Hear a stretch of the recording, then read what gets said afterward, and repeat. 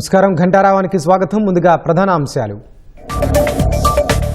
Kakinada mobile court ముందుకు అనంతబాబు. సాక్షుల ప్రభావితం అభియోగాలపై విచారణ.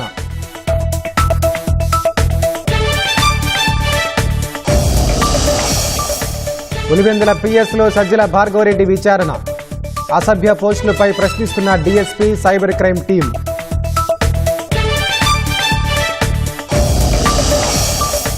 సింగపూర్లో 5వ రోజు ఏపీ మంత్రులకు శిక్షణ. సంక్షోభ నిర్వహణ వ్యవస్థపై అధ్యయనం.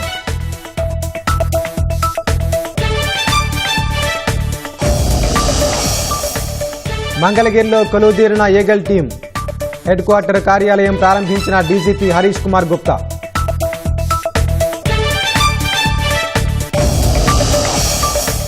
అనుమానాస్పద డ్రగ్స్ పడవపై యుఎస్ సైన్యం దాడి. తూర్పు పసిఫిక్ మహాసముద్రంలో 2 మృతి.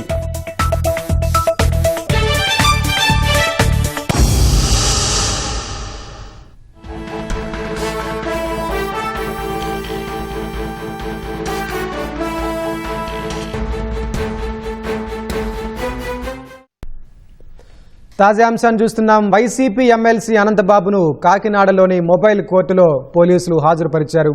సాక్షులను బెదిరించి ప్రలోభ పెట్టడంపై ప్రశ్నిస్తున్నారు. దీనికి సంబంధించిన మరింత సమాచారం మా ప్రతినిధి వెంకటరమణ నుంచి ప్రత్యక్ష ప్రసారం అందిస్తారు.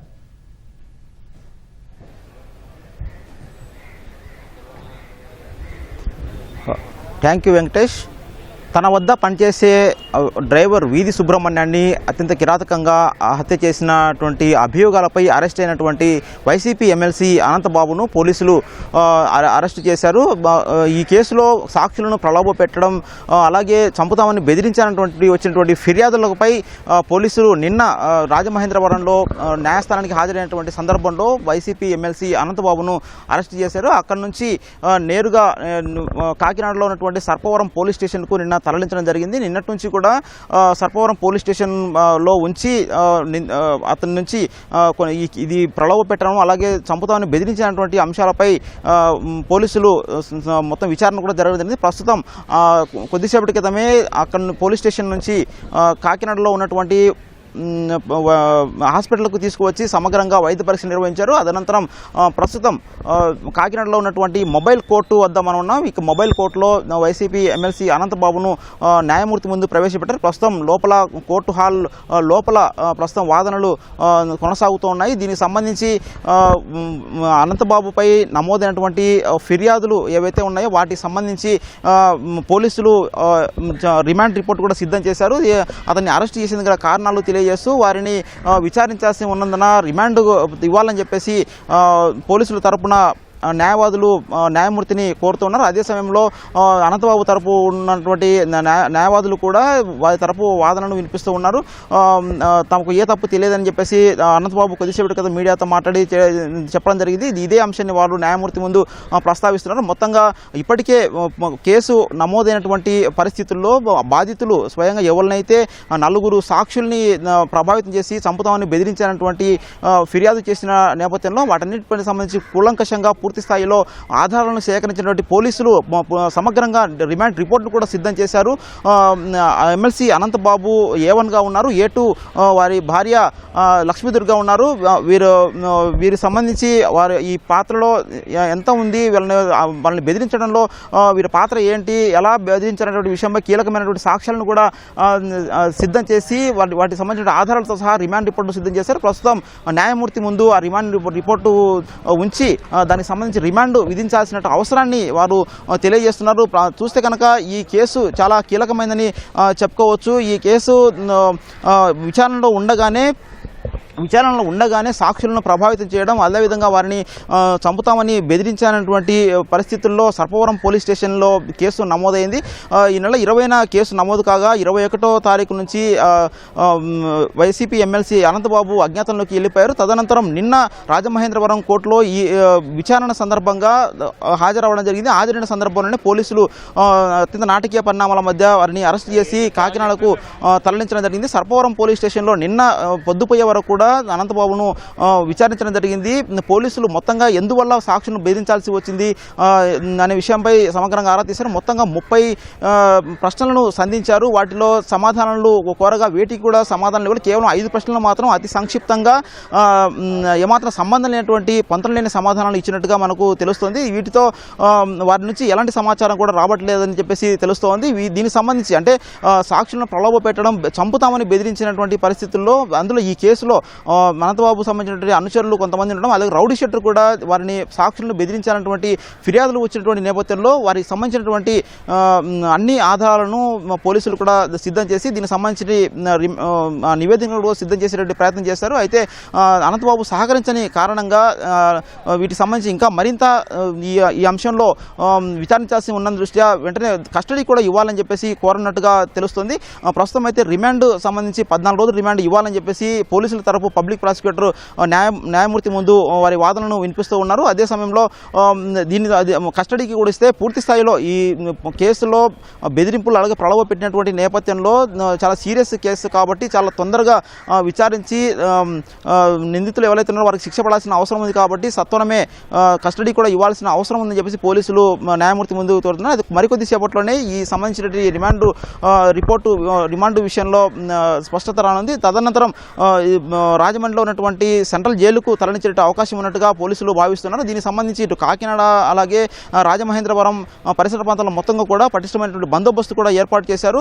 వాదనలు వినిపించిన అనంతరం ఇక్కడ నుంచి నేరుగా వాహనంలో వారిని రాజమహేంద్రానికి తరలించున్నారు. అక్కడ సెంట్రల్ జైల్లో ఉంచి తదుపరి మళ్ళీ కస్టడీకి కోరి పూర్తి స్థాయిలో ఈ కేసులో మొత్తం ఎలాంటి ఆధారాలు దొరికాయి, వాటికి సంబంధించినవి అనంతబాబు ప్రమేయం ఏంటి అనే విషయమై పూర్తి స్థాయిలో పోలీసులు విచారణ జరుపుతున్నారు. మొత్తానికైతే మరికొద్ది సేపట్లోనే ఇక్కడ న్యాయస్థానంలో రిమాండ్ అంశంపై స్పష్టత వచ్చే అవకాశం ఉంది. 14 రోజులు రిమాండ్ విధించే అవకాశం ఉన్నట్టుగా పోలీసు వర్గాలు అయితే ఆశిస్తున్నాయి. ఇది ఇక్కడ ఉన్నటువంటి తాజా పరిస్థితి. కెమెరామెన్ రమేష్తో కలిసి వెంకటరమణ. ధన్యవాదాలు వెంకటరమణ. వైసీపీ సోషల్ మీడియా రాష్ట్ర కన్వీనర్గా వ్యవహరించిన సజ్జల భార్గవరెడ్డి పులివెందుల పోలీస్ స్టేషన్లో విచారణకు హాజరయ్యారు. 2024 నవంబర్ 8న భార్గవరెడ్డిపై పులివెందుల పిఎస్లో కేసు నమోదైంది. ఈ కేసులోనే ఆయన పులివెందుల డీఎస్పీ మురళీనాయక్ ముందు విచారణకు హాజరయ్యారు.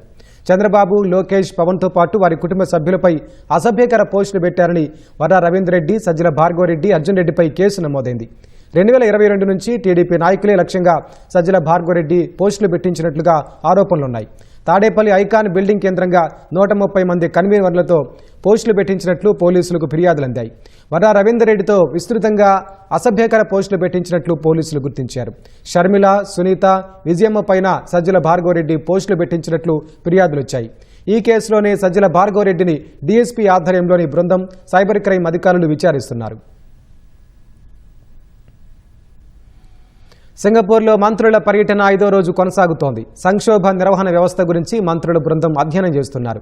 విపత్తు వేళల్లో ప్రభుత్వం ఏ విధంగా పనిచేస్తుందో హోల్ ఆఫ్ గవర్నమెంట్ విధానం గురించి SUSS అసిస్టెంట్ ప్రొఫెసర్ రజ్వానా వివరించారు. సంక్షోభంలో నాయకత్వం, నైతిక నిర్ణయాలు ప్రాధాన్యత, రాబోయే ప్రమాదాలను ముందే ఊహించి సిద్ధంగా ఉన్నటువంటి అంశాలపై చర్చించారు. ఈ కార్యక్రమంలో మంత్రులు అచ్చెన్నాయుడు, బీసీ జనార్దన్ రెడ్డి, వంగలపూడి అనిత తదితరులు పాల్గొన్నారు. రాష్ట్రంలో పెట్రోల్, డీజిల్ కొరత క్రమంగా పెరుగుతోంది. శ్రీకాకుళం నుంచి అనంతపురం వరకు అన్ని జిల్లాల్లోనూ ఇంధన నిల్వలు అడుగంటిపోవడంతో వాహనదారులు ఇబ్బందులు పడుతున్నారు. ముఖ్యంగా రబీ సీజన్ వరి కోతలు ముమ్మరంగా సాగుతున్న తరుణంలో డీజిల్ దొరక్క రైతులు విలవిల్లాడుతున్నారు. ఈ పరిస్థితులపై సీఎం చంద్రబాబు స్పందించారు. ఉన్నతాధికారులతో సమీక్ష నిర్వహించి తక్షణమే సమస్యను పరిష్కరించాలని ఆదేశించారు. పశ్చిమాసియాలో నెలకొన్న పరిస్థితులు తీవ్ర ప్రభావం చూపుతున్నాయి. రాష్ట్రంలో పెట్రోల్, డీజిల్ కొరత క్రమంగా పెరుగుతోంది. వాహనదారులు పెట్రోల్, డీజిల్ కోసం బంకుల వద్ద బారులు తీరాల్సి వస్తోంది. రబీ సీజన్ వరి కోతలు ముమ్మరంగా సాగుతున్న తరుణంలో డీజిల్ దొరక్క రైతులు ఇబ్బందులు పడుతున్నారు. ఆక్వా రంగం కూడా కష్టాలను ఎదుర్కొంటోంది. రాష్ట్రంలో పరిస్థితులపై ముఖ్యమంత్రి చంద్రబాబు ఉన్నతాధికారులతో సమీక్ష నిర్వహించారు. తక్షణమే సమస్యను పరిష్కరించాలని ఆదేశించారు. ప్రజలకు, రైతులకు రవాణా ఇబ్బందులు కలగకుండా చూడాలని జిల్లా కలెక్టర్లు, ఇంధన కంపెనీలతో సమన్వయం చేసుకుని నిరంతరం సరఫరా జరిగేలా చూడాలని సీఎం స్పష్టం చేశారు. కృత్రిమ కొరత సృష్టించే వారిపై కఠిన చర్యలు తీసుకోవాలని హెచ్చరించారు.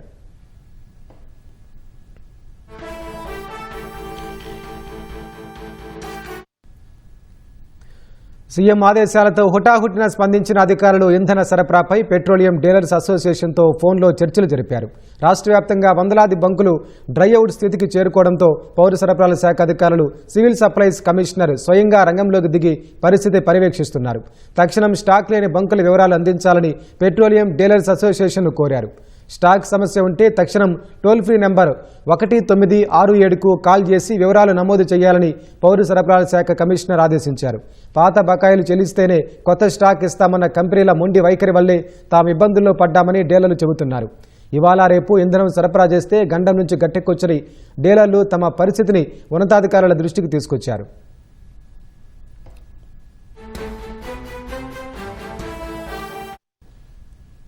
పెట్రోలియం డీలర్స్ అసోసియేషన్ అధ్యక్షుడు రావి గోపాలకృష్ణ, కార్యదర్శి పేరం రవికుమార్ స్పందిస్తూ జిల్లాల అధ్యక్షులు తమ పరిధిలోని డ్రైఅవుట్ బంకుల వివరాలను అందించాలని కోరారు. స్టాక్ సమస్య ఉన్న డీలర్లు టోల్ ఫ్రీ నెంబర్కు కాల్ చేసి ఫిర్యాదు చేయాలని సూచించారు.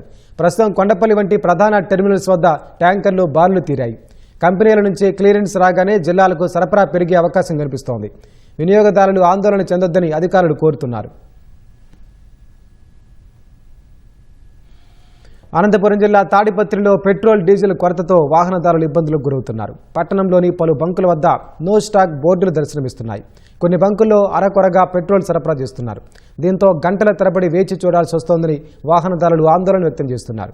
డీజిల్ లేక ఆటోలు, భారీ వాహనాలు ఎక్కడికక్కడ నిలిచిపోయాయి. ఇంధన కొరతతో నిత్యావసరాల రవాణాకు ఇబ్బందులు తలెత్తుతున్నాయి.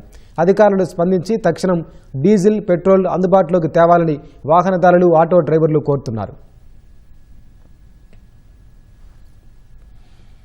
విశాఖలోని గూగుల్ డేటా సెంటర్ శంకుస్థాపనకు ముహూర్తం దగ్గర పడింది. మరో 3 రోజుల్లో ముఖ్యమంత్రి చంద్రబాబు, మంత్రి లోకేష్ విశాఖలోని తర్లువాడలో ఏఐ డేటా హబ్కు శంకుస్థాపన చేయబోతున్నారు. దీనికి సంబంధించిన ప్రచార చిత్రాన్ని విడుదల చేశారు. తర్లువాడ, అడవివరం, రాంబెలిలో మొత్తం 601 ఎకరాల్లో గూగుల్ డేటా సెంటర్ ఏర్పాటు చేస్తున్నారు. 1,35,000 కోట్ల పెట్టుబడితో 1 గిగావాట్ హైపర్ స్కేల్ డేటా సెంటర్ను విశాఖ తీరంలో నెలకొల్పుతున్నారు. అమెరికా బయట గూగుల్ పెడుతున్న అతిపెద్ద పెట్టుబడితో 1,88,000 మందికి ఉపాధి లభించనుంది.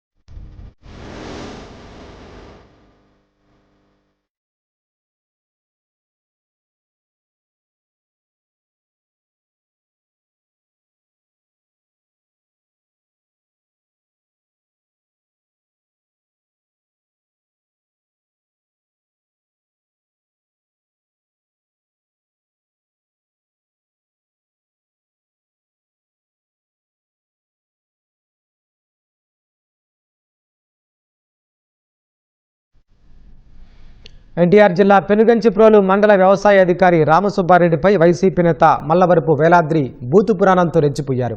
వెల్దుర్తిపాడుకు చెందిన వేలాద్రి వ్యవసాయ అధికారిని ఫోన్లో తీవ్ర పదజాలంతో దుర్భాషలాడారు. అత్యంత దారుణమైన పదజాలంతో దూషించిన ఆడియో సామాజిక మాధ్యమాల్లో వైరల్గా మారింది. ఏవో గారండి మాట్లాడేది. చెప్పండి సార్, మీకు 10 రోజుల నుంచి ఫోన్ చేస్తున్నా, మీరు ఫోన్ మీరు సరిగా సమాధానం మాట్లాడితే సరిగా సమాధానం చెప్తాం. మేము మాట్లాడితే పద్ధతి కాదు. ఫోన్ ఎత్తావు నువ్వు సరిగా ఉంటే మేము సరిగా ఉంటాము. నువ్వు మండలంలో అదే నువ్వు మంచి పద్ధతి కాదు అది. అసలు నువ్వు నాకు తెలుసా? మంచి పద్ధతి కాదు అది. నేను సొసైటీ వాళ్ళతో మాట్లాడుతున్నా, ఫాలో అప్ చేస్తున్నా లారీలో వెళ్ళి. అసలు నా ఫోన్ పబ్లిక్ ఫోన్ పద్ధతి కాదు అది. మీరు మంచిగా మాట్లాడండి, అర్థమైందా? నువ్వు కూడా మనిషి వయసు ఇప్పుడు మీ వయసు దగ్గర మాట్లాడండి. ప్రభుత్వ అధికారి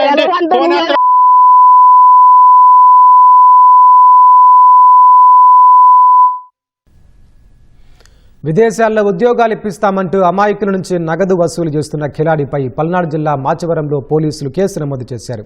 సత్యనారాయణపురానికి చెందిన నరేష్కు ఫ్లయింగ్ బోర్డర్స్ అనే కన్సల్టెన్సీ ద్వారా విదేశాల్లో ఉద్యోగం ఇప్పిస్తామంటూ నమ్మించారు. బాధితుల నుంచి విడతల వారీగా పెద్ద మొత్తంలో సొమ్ము వసూలు చేశారు. రోజులు గడుస్తున్న ఉద్యోగం రాకపోవడంతో తాను మోసపోయినట్లు గ్రహించిన బాధితుడు పోలీసులను ఆశ్రయించాడు.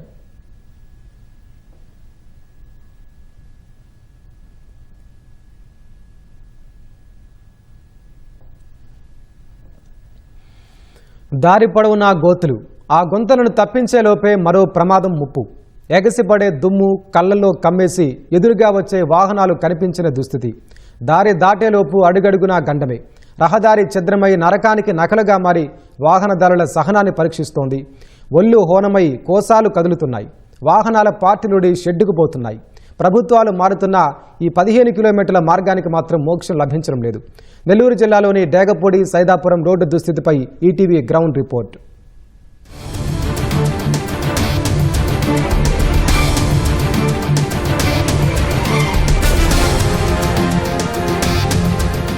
భారీ గుంతలతో కంకరు తేలి ఎదురుగా ఏం వస్తుందో కూడా కనబడకుండా దారుణంగా ఉన్న ఈ దృశ్యాలు నెల్లూరు జిల్లా డేగపూడి సైదాపురం రోడ్డువి. 100 గ్రామాలకు ఇదే కీలకమైన ప్రయాణ మార్గం. వేలాది మంది వివిధ పనుల కోసం ప్రయాణాలు చేస్తూ ఉంటారు. సైదాపురంలో మైనింగ్ జరుగుతూ ఉండటంతో ఈ దారిలో భారీ వాహనాలు రాకపోకలు సాగిస్తూ ఉంటాయి. దీంతో రహదారి పూర్తిగా ఛిద్రమై ప్రయాణం ప్రాణసంకటంగా మారింది. ప్రమాదాలు నిత్యకృత్యమయ్యాయి. అత్యవసర సమయాల్లో ఆసుపత్రికి వెళ్లాలన్నా అవస్థలే.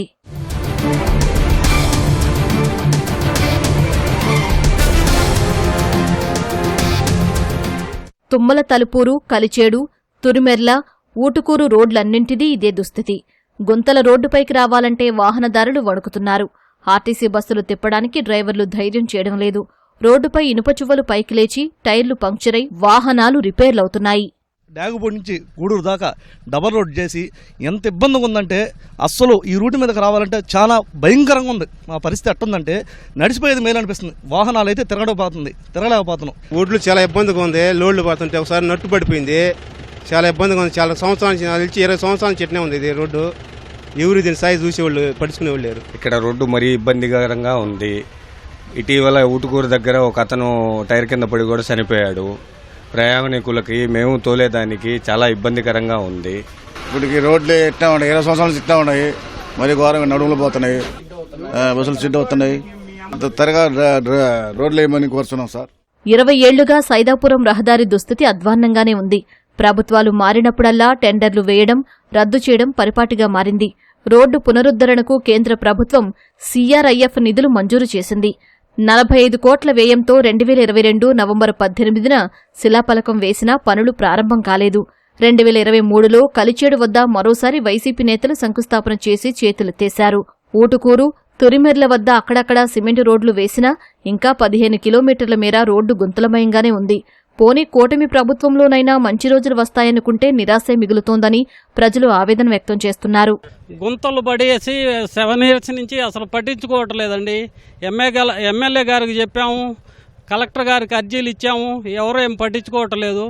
యాక్సిడెంట్స్ అన్ని చాలా ఎక్కువ జరుగుతున్నాయి. ప్లస్ దాదాపు ఒక వర్షం పడినప్పుడు ఏమవుతుందంటే సైడ్ ఏదైనా బస్సు వచ్చినప్పుడు బైక్ కింద పడిపోతుంది. అసలు ఆ గుంత లేకపోతే రోడ్ అనేది అర్థం కావట్లేదు. కలిచేడు నుంచి కనీసం సైదాపురం పోతే ఆ మనిషి కాదా అని కనుక్కొని డిపార్ట్మెంట్ వాళ్ళు ఎవరైనా చూడండి. ఆ దుమ్ము, ఆ పొదులు మొన్న ఒక ఆందోళన అబ్బాయి తిరుమలలో చనిపోయాడు. ఈ పొగకి తట్టుకోలేక బండి వస్తుందా లేదని. ఈ రహదారి అనేటటువంటిది డేగపూటి గ్రామం నుంచి లింక్ రోడ్డు సైదాపురం వరకు కేవలం 19 కిలోమీటర్లు. అనేక సంవత్సరాల నుంచి అది చాలా హీనమైనటువంటి పరిస్థితుల్లో ఉండడం మేము అనుభవిస్తున్నాము. ఏ ఆర్టీసీ వ్యవస్థ కానీ ఇతరులు కానీ లోపలికి రావడం లేదు. మాకు చాలా ఇబ్బందులు మేము ఎదుర్కొంటున్నాము. నిజంగా కూడా ఈ మైకా మైన్స్ కారణంగా అయితేనేమి, ఇతరత్ర కారణంగా అయితేనేమి హెవీ వెహికల్స్ 30 to 40 టన్స్ బరువు మోస్తూ తిరగాల్సినటువంటి పరిస్థితి. డేగపూడి నుంచి సైదాపురం మధ్యలో ఉన్న ప్రజల గోడు అరణ్య రోదనంగానే మారింది. అధికారుల చుట్టూ తిరుగుతున్నా పట్టించుకోకపోవడంతో విసిగిపోయిన ప్రజలు రోడ్డెక్కుతున్నారు. ఇటీవల రోడ్డుపై బైకులు, ట్రాక్టర్లు పెట్టి గళం వినిపించారు. గత ప్రభుత్వంలో అనేక సార్లు మేము తెలియజేశాం, కానీ మాకు ఎటువంటి స్పందన రాలేదు. కానీ ప్రభుత్వం మారినా కానీ ఇప్పుడు ఎటువంటి స్పందన రాలేదు. ఏడా మైన్లు ఎక్కువ, కానీ ఇక్కడ వచ్చే సంపద గాడ అట్లా కోటల్లోనే ఉంటుంది. కొంత అమౌంట్ గవర్నమెంట్కే కట్టాల్సి వస్తుంది. కానీ కట్టినా కానీ మెయింటెనెన్స్ గుంతలకు కూడా ప్రభుత్వం ఎటువంటి బిల్లులు పాస్ చేయకుండా ఇది చేస్తున్నారు. జనాలు ప్రాణాలతో ఆడుకోకుండా మాకు తొందరగా రోడ్డు వేపిస్తే మిక్కిలిగా కృతజ్ఞత కోరుకుంటున్నాం. ఆ రోడ్డు సింగిల్ రోడ్ వేసే బదులు అసలు ఈ రోడ్డు వేసి మట్టి రోడ్ వేసేస్తే మేలు. డబల్ రోడ్డే వేయాలి. డేగపూడి నుంచి పదలకూరు దాకా 3 సార్లు స్టార్ట్ చేశారు. ఆపేశారు. ఏదో పెళ్లికి మొదలు పెట్టాము, తాళి ఇక్కడ దాకా తీసుకొని వస్తారు, తీసేస్తారు. పల్లెంలో అన్నం పెట్టి తీసేస్తే ఎంత బాధ ఉంటుంది. డాగపూడి నుంచి సైదాపురం రోడ్డు, ఇది ఆర్ఎన్బి రోడ్డు. ఎంతో కాలం నుంచి మైనింగ్ 1901లో మొదలైతే అప్పటి నుంచి ఆర్ఎన్బి రోడ్డు వేశారు. కానీ ఈ మధ్య కాలంలో గత 6-7 సంవత్సరాల నుంచి దీనికి మెయింటెనెన్స్ చేయటం లేదు. రెండోది వచ్చి పెద్ద పెద్ద గుంతలు పడిపోయాయి. తుమ్మల తలుపూరు నుంచి చెర్లోపల్లి వరకు ఉన్న 5 కిలోమీటర్ల రోడ్డు పరిస్థితి కూడా అధ్వాన్నంగా ఉంది. మంత్రి మండిపల్లి రాంప్రసాద్ రెడ్డి మీడియా సమావేశాన్ని మంగళగిరి నుంచి ప్రత్యక్ష ప్రసారంలో చూద్దాం. దీన్ని క్షుణ్ణంగా పరీక్షించేటప్పుడే అక్కడ ఎవరైతే వైసీకి సంబంధించిన డిప్యూటీ మేయర్ బండి నిత్యానంద రెడ్డి ఉన్నాడో ఆయన పేరు రావడంతో అప్పుడు ఆయన మీద కేసు పెట్టడం జరుగుతూ వచ్చింది. ముఖ్యంగా మేము ఒకటే చెప్తున్నాం, ఈ రోజుకి కూడా ఎక్కడ వాళ్ళు ఉన్న కుట్రపూరిత కోణాలు అయితే ఎక్కడ తప్పడం లేదు. ముఖ్యంగా ఆ రోజు జగన్మోహన్ రెడ్డి ప్రతిపక్ష నాయకుడిగా ఉన్నప్పుడు వివేకానంద రెడ్డిని హత్య చేసింది ఎవరు ఆయన క్షుణ్ణంగా తెలిసినా కూడా ఆ రోజు చంద్రబాబు నాయుడు గారి మీద నెపం జల్లి సాక్షి పేపర్లలో ఇంకా వాళ్ళకు అనుకూలమైన మీడియాల్లో నారాసుర రక్త చరిత్ర అని చెప్పి వాళ్ళు ఒక ట్యాగ్ లైన్ ఇచ్చి ఇప్పుడు ముఖ్యమంత్రి ఆ రోజు ప్రతిపక్ష నాయకుడైన మా నాయకుడి మీద బురద చల్లడం జరుగుతూ వచ్చింది. అది ఎలక్షన్లలో లాభం పొందేదానికి ఆ రోజు ఆ పని చేశారు. ఇప్పటికి కూడా ఇదే కోణంలో దస్తగిరిని కూడా చంపింది వైసీపీ వాళ్ళే. దీని వెనకాల ముఖ్య పాత్ర వైసీపీకి సంబంధించిన ముఖ్య నాయకులు, మాజీ శాసనసభ్యుడు అనుకోండి, మాజీ మేయర్ అనుకోండి, అంతా జగన్మోహన్ రెడ్డి కనుసన్నల్లో జరిగిందని మేము ఆరోపిస్తున్నాం. అలాగే నేను ఒకటే చెప్తున్నా, ఈ హత్య జరిగినప్పుడు జగన్మోహన్ రెడ్డి గారు సొంత జిల్లాలోనే ఉన్నారు. రాష్ట్ర వ్యాప్తంగా ఎక్కడ ఏ చిన్న హత్య జరిగినా లేకపోతే చిన్న రచ్చ జరిగినా కూడా జగన్మోహన్ రెడ్డి గారు దండయాత్ర పేరుతో వాళ్ళ ఇళ్ళకి పోయి పర్యటించే రోజులు చూసాం ఈ 2 సంవత్సరాలుగా. ఆయన సొంత జిల్లాలో జరిగినప్పుడు ఎందుకు పోలేదని మేము ఆయన ప్రశ్నిస్తూ ఉన్నాం. ఎక్కడికి పోతుంది ప్రజాస్వామ్యంలో? తప్పులు చేసేది మీరు, బురద జల్లేది ప్రతిపక్షం అనుకోండి, మీ పాలపక్షంలో ఈ రోజున మా మీద మీరు బురద జల్లుతూ వస్తున్నారు. దీని మీద సరైన సమాధానం చెప్పేదానికి జగన్మోహన్ రెడ్డి గారు ఉన్నారా అని అడుగుతున్నాం. మేము ఒకటే సవాలు విసురుతున్నాం. ఆ రోజు 5 సంవత్సరాలు మీరు పాలకపక్షంలో ఉండి రాష్ట్ర వ్యాప్తంగా దారుణంగా మారణకాండ చేస్తూ వస్తే ఆ రోజు కూడా తెలుగుదేశం పార్టీ కార్యకర్తలు, రాష్ట్ర ప్రజలు చేసిన ఉద్యమాల వల్లే ఈరోజు మీరు ఏదైతే 11 సీట్లకు అయిపోవడం, మేము రూలింగ్లోకి రావడం జరుగుతూ వచ్చింది. ఇప్పటికి కూడా రాష్ట్ర వ్యాప్తంగా ప్రజలను భయభ్రాంతులు చేసే పరిస్థితిలో వైసీపీ నాయకులు ఉన్నారని మేము ఆరోపిస్తున్నాం. ముఖ్యంగా ఈ కడప సంఘటన అయితే చాలా దురదృష్టకరం.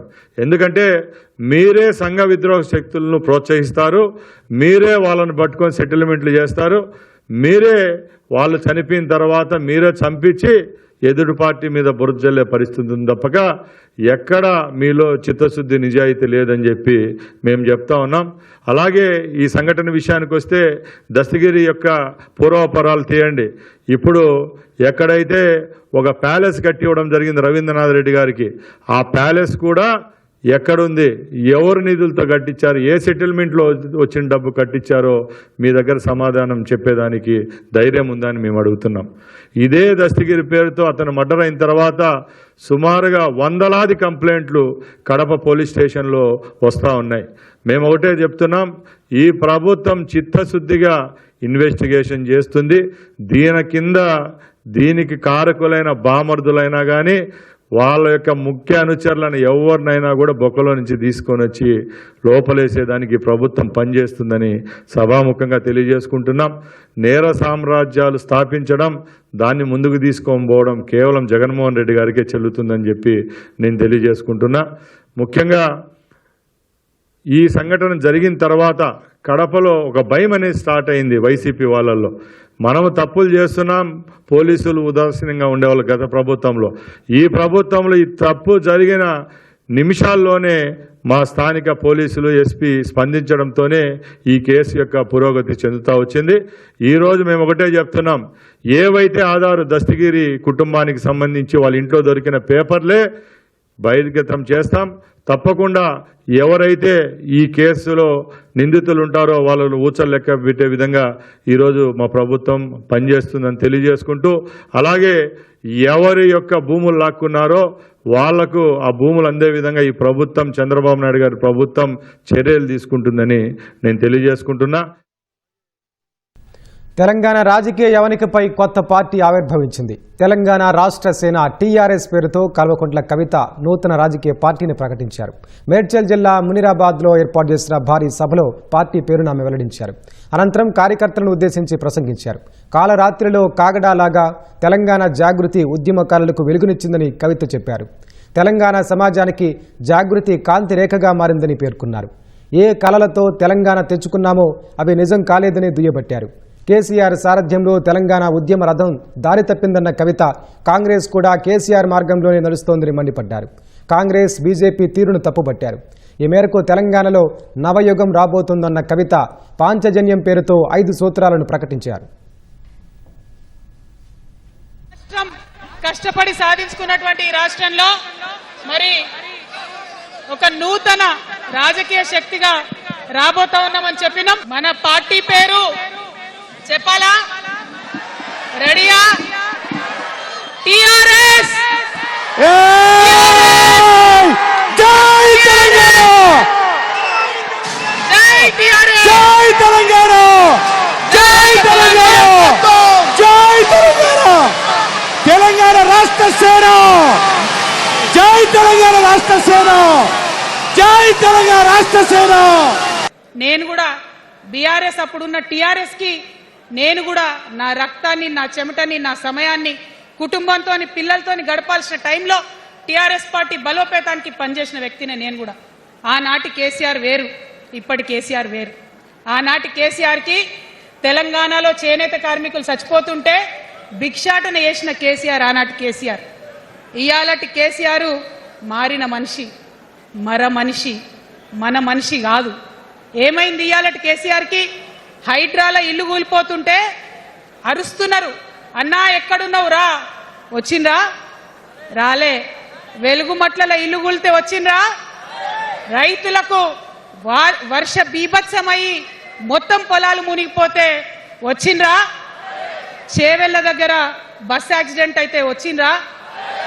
ఎక్కడ చిన్న కష్టం వచ్చినా ప్రజలకు ఆ సారు రారు, ఆ సారు రారు. ఎందుకంటే ఆయన మారిన మనిషి, మర మనిషి, గుంటనెక్కల తోడేళ్ల చేతిలో ఖైదీ అయినటువంటి మనిషి, మన మనిషి కాదు. బాధతో, దుఃఖంతో, ఆవేదనతో చెప్తున్న మాట, సంతోషంతో చెప్తలేని ఈ మాట. నేను పాలమూరు పట్ల ప్రేమ ఉంటే, కృష్ణా నీళ్లు వాడుకోవాలంటే మన కేసీఆర్ అయ్యుంటే ఆ పాలమూరు రంగారెడ్డి ప్రాజెక్ట్ కాడ కుర్చేసుకొని అది కట్టిస్తుండే. ఏం చేసినారు మారిన కేసీఆర్ గారు? పంజాబ్ పోయినరు, గుజరాత్ పోయినరు, బీహార్ పోయినరు. మేము మొత్తం రాష్ట్రంలో పీక్ కట్టలు కట్టం, నేషనల్ పార్టీ పెడతామని పోయినరు తప్పితే తెలంగాణ ప్రజలను పట్టించుకోలేదు. సామాజిక తెలంగాణ రథచక్రం అనేది విరిగి ముక్కలైపోయింది. ఒక కొత్త రాష్ట్రం వచ్చిన తర్వాత ఏ తరహా అయితే పని జరగాలో, ఏ తరహా అయితే పనులు ప్రారంభించుకోవాలో అవి జరగలేదని చెప్పడానికి ఒకంత బాధపడతా ఉన్నాను. ఆనాడు ఏమనుకున్నాం? తెలంగాణ రాష్ట్రం వస్తే మనందరి బానిస సంఖ్యలు పోతాయి అనుకున్నాం. కానీ రైతులకు బేడీలు పడ్డాయి, ఇసుక దందా మీద ప్రేమతోని నేరెళ్ల దళితులకు దెబ్బలు పడ్డాయి, చావులైనాయి. ఒకరిద్దరు కలిసి మాట్లాడుకోవాలంటే ఎవరి ఫోన్ ఎక్కడ మానిటర్ చేస్తుండ్రో అని భయం, వ్యక్తిగత స్వేచ్ఛ లేదు. దారుణమైనటువంటి నిఘా నీడలో తెలంగాణ అంతా కూడా బతికింది. ఇది వాస్తవం. మనం అనుకున్న కలల తెలంగాణ రాలేదన్నది ముమ్మాటికి వాస్తవం. ఎందుకంటే ఏ పోరాటం చేయాలన్నా, ఏ ప్రజలకు మంచి చేయాలన్నా కేవలం కొట్లాడితే సరిపోదు, దానికి రాజకీయ అధికారం కూడా ఉండాలి. రాజకీయ అధికారం తోడైనప్పుడే ప్రజలకు చేయాలనుకున్న మంచి చేయగలుగుతాం. అందుకే ఇవాళ పార్టీ పెట్టేది. ఇవాళ బీఆర్ఎస్తో అదే కదా ప్రాబ్లం. టెక్నికల్గా బాగున్నారు, ఎలక్షన్ పోతున్నారు, సీట్లు గెలుస్తున్నారు, కానీ తెలంగాణ ఆత్మను కోల్పోయింది. కాబట్టే ఇవాళ తెలంగాణ రాష్ట్ర సేన వచ్చింది. ఒక నిండు గర్భిణి టెన్షన్తోని అబార్షన్ అయిపోతే ఆ తండ్రి ఏడ్చిన ఏడ్పులు, ఆ తండ్రి రోదన ఇంకా కూడా ఈ చెవులకు వినబడుతుంది. కాబట్టి ఇప్పుడున్న సీఎంని కర్కోట కూడానే అంట, హిట్లర్ అనే అంట. 2 నెలల చిన్న పాప పసికందు కుమ్మెర గ్రామంలో చచ్చిపోతే ఇప్పటి వరకు కూడా కేసు పెడతలేరు. హోంమంత్రి కూడా ముఖ్యమంత్రే, ఆయనకు తీరిక లేదు పాపం. చిన్న పసికందు చచ్చిపోతే ఇప్పటి వరకు కేసు పెడతలేరు. అందుకే అంటున్నా, కర్కోట కూడా అయినటువంటి సీఎం పరిపాలనలో ఉన్నాం. ఏదైతే గురుకులాలు ఉన్నాయో వాటిలో విషం పెట్టి పిల్లల్ని చంపుతా ఉన్నారు. అయినా సరే విద్యాశాఖ మంత్రిగా ఉన్న సీఎం మాట్లాడతలేడు. డోంట్ అపోజ్ వితౌట్ ప్రపోజ్ అని కాన్శీరామ్ గారు చెప్పారు. సో నేను కొన్ని ప్రపోజల్స్ తెలంగాణ ప్రజల ముందు పెట్టాలనుకుంటున్నా. భార్యను కాపురానికి పంపాలంటూ ఓ యువకుడు రేడియో స్టేషన్ టవర్ ఎక్కి నానా హంగామా చేశాడు. కర్నూలు జిల్లా చెప్పగిరి మండలం నేమకల్లు గ్రామానికి చెందిన సురేంద్ర కుటుంబ కలహాలతో టవర్ ఎక్కాడు. స్థానికులు గుమిగూడారు. విషయం తెలుసుకున్న పోలీసులు సంఘటనా స్థలానికి చేరుకున్నారు. యువకుడితో ఫోన్లో మాట్లాడి నచ్చజెప్పారు. చాకచక్యంగా వ్యవహరించి యువకుడిని క్షేమంగా కిందకు దించారు. మా ఉమెన్ కానిస్టేబుల్ మా ఎస్ఐ ఉంటారు, మేమే ఉంటాం, ఎవ్వరు ఉండరు. ఓకేనా? తను వచ్చినాక కాదు, నేను ఆ అమ్మాయి చెప్పగిరి పోలీస్ స్టేషన్కి నేనే పిలుచుకొని పోతా. వాటికే పిలిపించి నేను మాట్లాడతా. ఓకేనా? అరే బాబు, నేను చెప్పేది నువ్వు నా మాట విను. మీకు చెప్పగిరి పోలీసు వాళ్ళు వీళ్ళు కూడా వద్దు. నేను పిలుచుకొని ఆ అమ్మాయిని పెట్టి నేను మా ఎస్ఐ ఉమెన్ కానిస్టేబుల్ పెట్టి మాట్లాడతా. సరేనా? సరే, నా పోలీస్ స్టేషన్కి అయినా కానీ నేను పిలిపించుకుంటాను, నువ్వు రా చెప్తా. దిగిరా. బాగుండదు పద్ధతి కాదురా బాబు, అట్లా పైకి ఎక్కకూడదు. ప్రాణం మీదకి ఎందుకు తెచ్చుకోవడము? ఆ అమ్మాయికి ఇష్టమైతే 100కి 200% నీతోనే పెట్టిస్తాను. ఓకేనా? రైట్, దిగిరా. ఓ చేతిలో స్టాప్ బోర్డు, మరో చేతిలో వాకీ టాకీ, నోటిలో విజిల్, నెత్తిన టోపీ, వైట్ అండ్ బ్రౌన్ దుస్తులతో నడి రోడ్డుపై టీవీగా నిల్చుంటారు. చలి, ఎండ, వాన దేన్ని లెక్క చేయరు. డ్యూటీలో ఉన్నంతసేపు నిల్చోవడమే, కాస్త ఏమర్పాటుగా ఉంటే అంతే. అందుకే అనుక్షణం అప్రమత్తంగా ఉంటారు. క్లిష్ట పరిస్థితుల్లోనూ మొహంపై చిరునవ్వు చెదరకుండా అసాధారణ సేవలందిస్తున్న ట్రాఫిక్ పోలీసులపై ఈటీవీ ప్రత్యేక కథనం.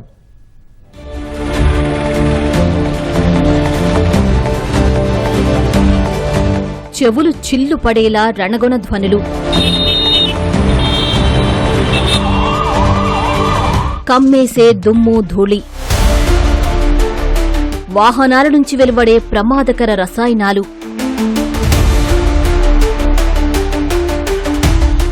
సమయానికి నిద్రుండదు, తిండి ఉండదు.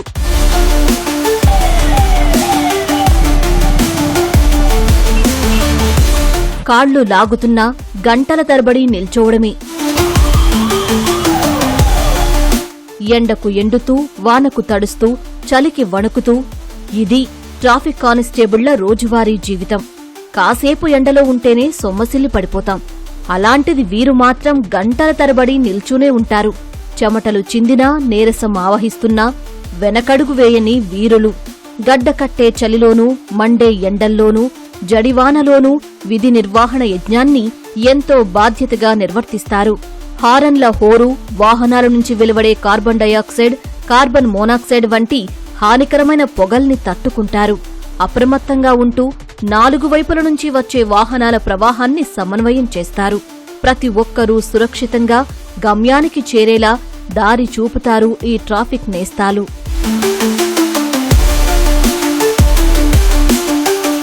ట్రాఫిక్ పోలీసుల ఉద్యోగ జీవితం నిత్యం సవాళ్లతో కూడుకున్నది. సీజన్ ఏదైనా అవే కష్టాలు. కొందరు వాహనదారులు దూకుడుగా ప్రవర్తించినా వీరు బాధ్యతతో వ్యవహరిస్తారు. భానుడి భగభగలతో మండే బెజవాడలో డ్యూటీ చేస్తున్న ట్రాఫిక్ కానిస్టేబుళ్లను ఈటీవీ పలకరించింది. వారి కష్టాలను అడిగి తెలుసుకుంది. ఎండ తీవ్రతల దృష్ట్యా ఉపశమనం కల్పించేలా ప్రభుత్వం చర్యలు చేపట్టినట్లు ట్రాఫిక్ పోలీసులు తెలిపారు. సన్ గ్లాసులు, టోపీ, నెక్ ఫ్యాన్ తదితర వస్తువులతో సమ్మర్ కిట్ అందించినట్లు వెల్లడించారు. ఎండ తీవ్రత అనేది ఈ సంవత్సరం చాలా ఎక్కువ ఉంటుందండి.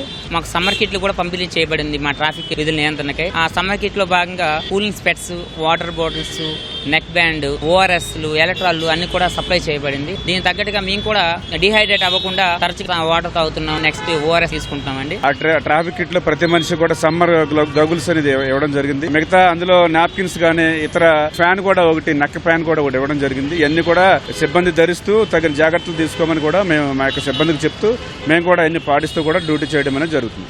సమస్యలు వేధిస్తున్నా ఆరోగ్యాన్ని పక్కనబెట్టి అంకిత భావంతో ప్రజాసేవ చేస్తున్న హీరోలకు సల్యూట్. ఎండలు, వడగాలులు, కాలుష్యం మధ్య కర్తవ్యాన్ని ముందుంచే ట్రాఫిక్ పోలీసులు నగరానికి కనిపించని కవచంలా నిలుస్తున్నారు. వారి త్యాగాలను గుర్తించి ట్రాఫిక్ నియమ నిబంధనలను పాటిస్తేనే వారి కష్టానికి సార్థకతం అవుతుంది. కెమెరా పర్సన్ ఎంఎస్ఎన్తో హరీష్, ఈటీవీ న్యూస్, విజయవాడ. తిరుమల శ్రీవారిని పలువురు ప్రముఖులు దర్శించుకున్నారు. వీఐపీ ప్రారంభ విరామ దర్శన సమయంలో మంత్రి శ్రీ బాల వీరాంజనేయ స్వామి, మాజీ మంత్రి కళా వెంకట్రావు, ఎమ్మెల్యే కోటమిరెడ్డి శ్రీధర్రెడ్డి, శాసనమండలి చైర్మన్ కొయ్యే మోషన్ రాజులు వేర్వేరుగా స్వామివారిని దర్శించుకుని మొక్కులు చెల్లించారు. దర్శనం తర్వాత రంగనాయకుల మండపంలో పండితులు ఆశీర్వచనం చేసి స్వామివారి తీర్థ ప్రసాదాలను అందజేశారు. కలియుగ ప్రత్యక్ష దైవం శ్రీ వెంకటేశ్వర స్వామి వారిని దర్శించుకోవడం జరిగింది. స్వామివారి దర్శనం చాలా సంతృప్తికరంగా జరిగింది. స్వామివారి కృపా కటాక్షాలు మాకు, మా నియోజకవర్గ ప్రజలకి మెండుగా ఉండాలని, అదేవిధంగా గౌరవ ముఖ్యమంత్రి వర్యులు ఈ రాష్ట్రాన్ని ఇచ్చినటువంటి పరిపాలనని పూర్తిగా అమలు చేసేందుకు భగవంతుని శక్తి ఇవ్వాలని చెప్పి మనస్ఫూర్తిగా కోరుకోవడం జరిగింది. హాస్టల్ అంటే పిల్లలు ఓ జైల్లా భావిస్తుంటారు. అందులోనూ ప్రభుత్వ సంక్షేమ వసతి గృహాలంటే అన్నీ సమస్యలే. ఎప్పుడెప్పుడు ఇంటికి వెళ్దామని ఆలోచిస్తుంటారు. కానీ ఆ వసతి గృహంలో అన్ని ప్రత్యేకతలే. రోజు యోగా, ధ్యానం, పెయింటింగ్, గార్డెనింగ్ ఇలాంటి ఎక్స్ట్రా కరిక్యులం యాక్టివిటీస్తో బాలికల పరిపూర్ణ వికాసానికి చిరునామాగా నిలుస్తోంది.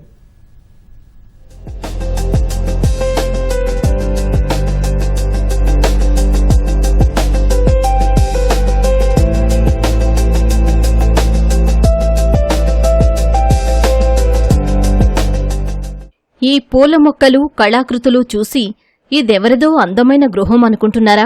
ఇది గుంటూరులోని ప్రభుత్వ గిరిజన బాలికల సంక్షేమ వసతి గృహం. 140 మందికి పైగా బాలికలున్నారు. ఇక్కడ పరిసరాల్లో అపరిశుభ్రత ఉండదు. పిల్లల్లో అలసట కనిపించదు. విద్యార్థినులకు అలాంటి దినచర్య అలవాటు చేశారు హాస్టల్ అధికారులు. బాలికలకు వయసు పెరిగే కొద్దీ అనారోగ్య సమస్యలు దరిచేరకుండా సూర్య నమస్కారాలు, యోగా, ధ్యానం, ఏరోబిక్స్ లాంటి వాటిని జీవితంలో భాగం చేశారు. వీటి వల్ల ఒత్తిడిని జయించి శారీరకంగా, మానసికంగా దృఢంగా ఉంటున్నామని విద్యార్థినులు ఆత్మవిశ్వాసం వ్యక్తం చేస్తున్నారు.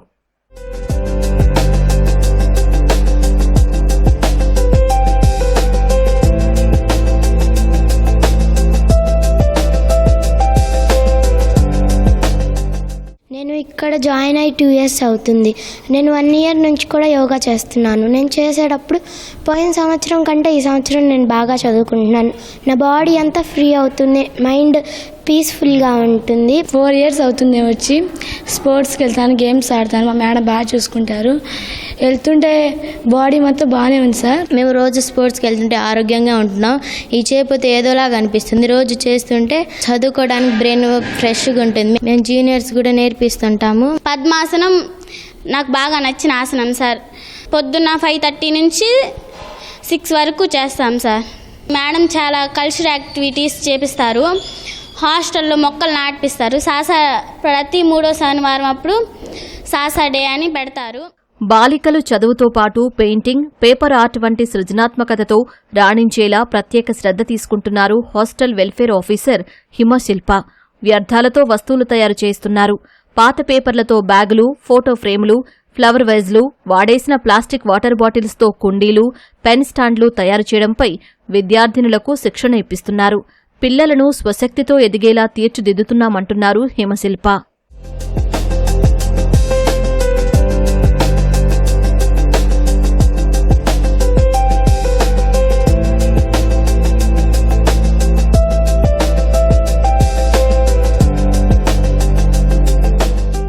పిల్లలు అంతకుముందు ఎర్లీ మెచ్యూర్స్ అనేవి నేను ఇక్కడ నోట్ చేస్తాను.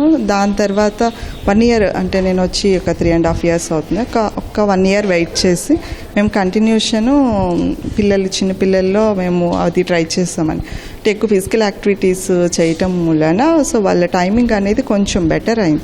ఇది అయితే నేను ఇక్కడ నోట్ చేశాను. అండ్ ఇప్పుడు ఈ మధ్యకాలంలో ఎక్కువగా పిల్లలకి కొంచెం పెద్ద అయిన తర్వాత కానీ థైరాయిడ్ లాంటివి వస్తున్నాయి. ఇవంతా కూడా మనకి డైలీ యాక్టివిటీస్ లేకపోవటం వల్లనే వస్తున్నాయి. సో అలాంటివన్నీ కూడా మేము ఈ ఏజ్లో పిల్లల్ని కనుక మోల్డ్ చేయగలిగితే ఫర్దర్గా వాళ్ళకి హెల్త్ ఇష్యూస్ అనేవి రాకుండా ఉంటాయన్న ఉద్దేశంతో అయితే నేను దీన్ని చేస్తానండి. బాగుంది, పిల్లలు కూడా చాలా యాక్టివ్గా చేస్తున్నారు.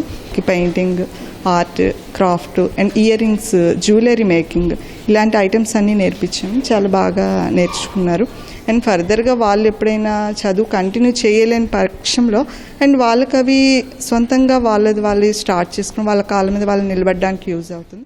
వసతి గృహంలోని పూలు, పండ్ల మొక్కలు పెంచే బాధ్యత బాలికలకే అప్పగించారు. గార్డెనింగ్కు ప్రత్యేక సమయం కేటాయించారు. కిచెన్ వ్యర్థాలను కంపోస్ట్ చేయడం, వాటిని మొక్కలకు ఎరువుగా ఇవ్వడం కూడా నేర్చుకున్నారు. ఇక్కడ విద్యార్థులు రోజు గార్డెనింగ్ చేయడంతో పాటు పెద్ద వస్తువులు చక్కటి ఆకృతులు తయారు చేస్తున్నారు. అదేవిధంగా ధ్యానం, యోగా, సూర్య నమస్కారాలు చేస్తూ ఆరోగ్యాన్ని కూడా పెంపొందించుకుంటూ చదువులో కూడా రాణిస్తున్నారు. కెమెరామెన్ కేశవ్తో వీరాంజనేయులు, ఈటీవీ న్యూస్, గుంటూరు జిల్లా. రెండో విడత అసెంబ్లీ ఎన్నికల వేళ పశ్చిమ బెంగాల్లో పలు చోట్ల ఈడీ సోదాలు నిర్వహిస్తోంది. పీడీఎస్ రేషన్ కుంభకోణం మనీ లాండరింగ్ కేసు దర్యాప్తులో భాగంగా ఈ సోదాలు చేస్తోంది. కోల్కతా, బర్ధమాన్, హబ్రా ప్రాంతాల్లోని సప్లయర్లు, ఎగుమతిదారులకు చెందిన సుమారు 9 ప్రాంగణాల్లో ఈ సోదాలు కొనసాగుతున్నాయి. గోజిదంగాలోని కస్టమ్స్ డిప్యూటీ కమిషనర్ ఇచ్చిన ఫిర్యాదు మేరకు 2020 అక్టోబర్లో బసిర్హత్ పోలీసులు నమోదు చేసిన ఎఫ్ఐఆర్ ఆధారంగా ఈ మనీ లాండరింగ్ కేసు నమోదైంది. పేదల సంక్షేమ పథకాలకు ఉద్దేశించిన రేషన్ గోధుమలను భారీ ఎత్తున పక్కదారి పట్టించారన్నది ప్రధాన ఆరోపణ. గోధుమలు ఎక్కడి నుంచి వచ్చాయో తెలియకుండా ఉండేందుకు food corporation of India, Bengal ప్రభుత్వ మార్కింగ్ ఉన్న అసలైన గోనె సంచులను నిందితులు తొలగించడం లేదా మార్చేయడం చేసేవారని తెలుస్తోంది. ఆ గోధుమలను వేరే సంచుల్లోకి నింపి వాటిని చట్టబద్ధమైన స్టాక్గా మార్చి బహిరంగ మార్కెట్లో విక్రయించడం లేదా విదేశాలకు ఎగుమతి చేయడం చేసేవారని ఈడీ దర్యాప్తులో తేలింది. ఈ కుంభకోణం కేసుకు సంబంధించి పశ్చిమ బెంగాల్ మాజీ ఆహార మంత్రి జ్యోతి ప్రియా మల్లిక్తో పాటు మరికొందరిని ఈడీ అధికారులు ఇదివరకే అరెస్టు చేశారు. ఉత్తరప్రదేశ్లోని మౌ జిల్లాలో కారు, ట్రక్కు ఢీకొని ఒకే కుటుంబానికి చెందిన 3 సహా 5 ప్రాణాలు కోల్పోయారు. జార్ఖండ్లో వివాహ వేడుకకు హాజరై తిరిగి వస్తుండగా దోహరీ ఘాట్ పోలీస్ స్టేషన్ పరిధిలోని రహదారిపై ప్రమాదం జరిగింది. జార్ఖండ్ రిజిస్ట్రేషన్ ఉన్న ఎస్యూ అదుపు తప్పి పక్క లేన్లోకి వెళ్లి ఎదురుగా వస్తున్న ట్రైలర్ ట్రక్కును బలంగా ఢీకొట్టింది.